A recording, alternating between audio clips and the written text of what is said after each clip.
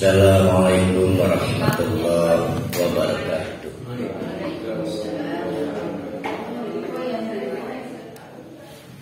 Alhamdulillahirabbil alamin.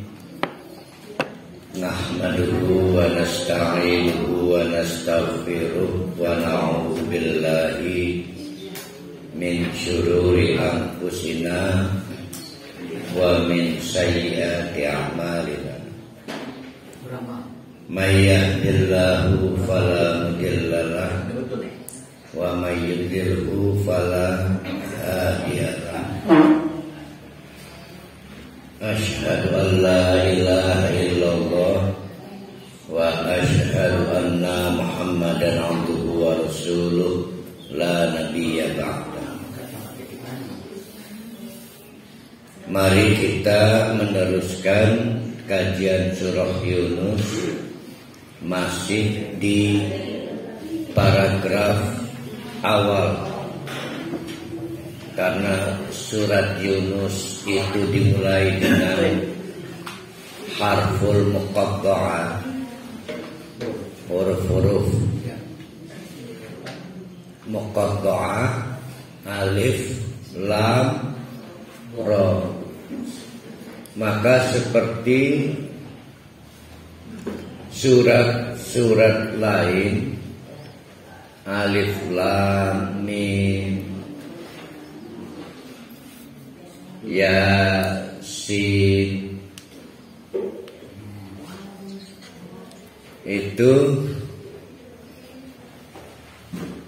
setelah huruf-huruf muqatta'ah, setelah alif, lam, ra, Yasin, alif, lam, mim, biasanya Allah meneruskan dengan membicarakan soal kedudukan Al-Quran dan yang menerima Al-Quran, yaitu Nabi Muhammad.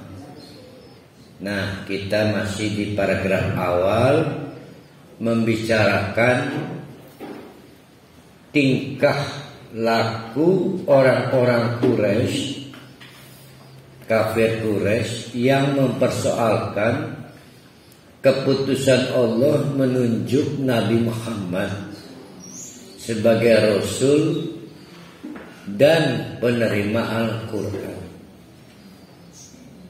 Seolah orang-orang kafir Quraisy tidak habis pikir apa maksud Allah. Jadi ajaban, karena kuncinya kan ajab, gawe kagum teman Allah. Maka dibantah kalau cuma itu, semua hal yang dilakukan Allah itu mengagumkan. Nah, selanjutnya Allah mengungkap kenapa orang mempersoalkan Nabi Muhammad, juga mempersoalkan Al-Quran. Sudah dibocorkan oleh Allah pada pertemuan kemarin, yaitu karena orang terjebak pada kenikmatan dunia. Sudah terlanjur enak.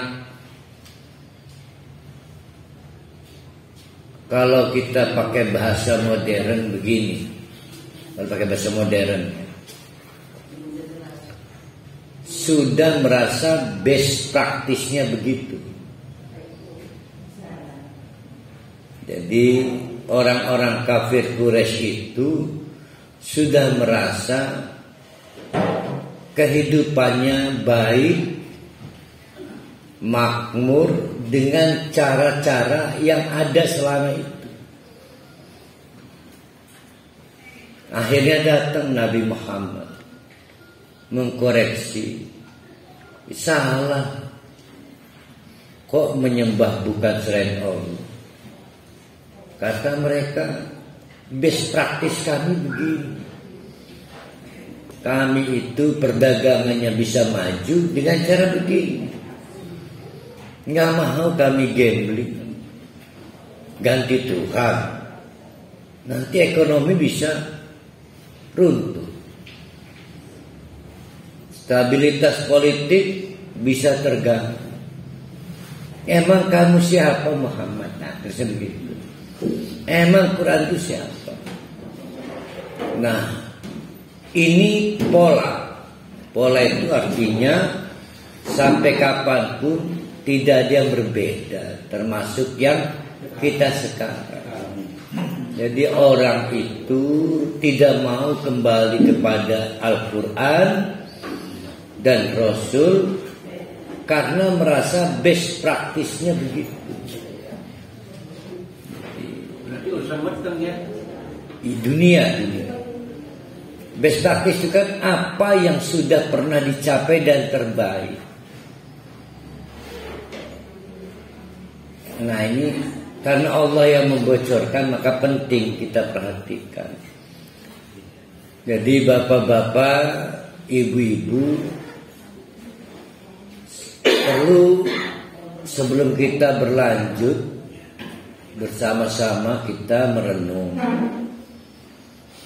Apakah ibu-ibu muda merasa kaya sekarang?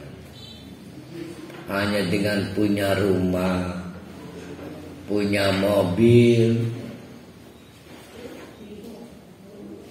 Kalau tahu apa yang ada di surga, nggak ada bandingannya. Kalau tahu, sayang ibu-ibunya belum pada tahu sih ya, apa yang akan ada di surga. Sehingga banyak di antara kita yang tidak berani mengubah cara beribadahnya, memperbaiki cara beramalnya, sebab merasa ya begini yang terbaik. Buktinya apa? Punya rumah, punya mobil. Itu namanya best practice. Nah maka mereka mempersoalkan, apa perlunya saya memperbaiki amal saya? Saya gak peduli kamu bilang ini bid'ah. Yang saya pedulikan, saya sudah mencapai kesuksesan dengan cara ini. Ya kan namanya best practice. Nah maka pada ujung kajian Ahad yang lalu ditegaskan oleh Allah, orang yang menolak kehadiran Nabi Muhammad dan orang yang menolak kehadiran Al-Quran atau mempersoalkan Al-Quran, itu sebetulnya karena mereka merasa puas dengan apa yang dicapai di dunia ini. Padahal dunia itu qalilun, kecil, kalau bandingannya akhirat, kecil. Saya mau cerita dulu sebelum berlanjut. Kemarin saya bertemu seorang pengusaha.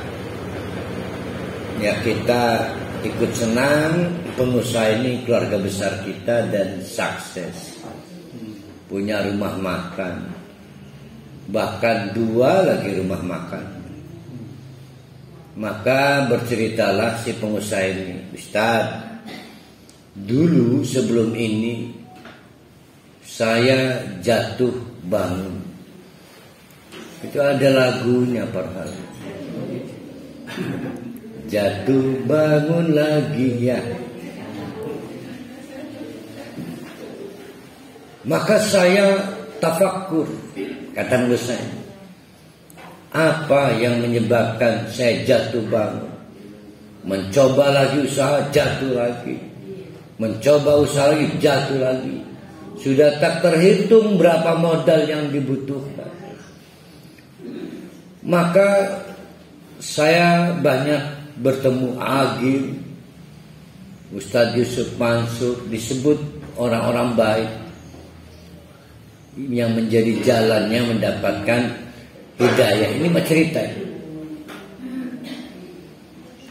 Akhirnya saya berkesimpulan, saya harus memperbaiki tauhid dulu. Kata pengusaha ini, saya perbaiki tauhid saya. Saya nangis pada Allah, ya Allah ampuni dosa saya. Alhamdulillah, menurut dia, pucuk dicinta, ulang pun tiba kesuksesan yang diharapkannya mulai tampak. Rumah makannya rame sekali, ya, sampai akhirnya tambah cabang. Nah, mereka pengusaha ini merasa yakin amal-amalan itulah yang membuat dia mencapai kesuksesan. Maka sebagai seorang saudara dan teman, saya ingatkan, wa zayyana syaitan lahum a'malahum. Hati-hati lur, setan itu pintar. Dia membuat kita berpikir amal-amal yang kita lakukan itu yang terbaik. Hati-hati, karena menurut saya ada yang salah dari kamu ini. Karena pengusaha ini gelisah soal usahanya tidak jaya-jaya.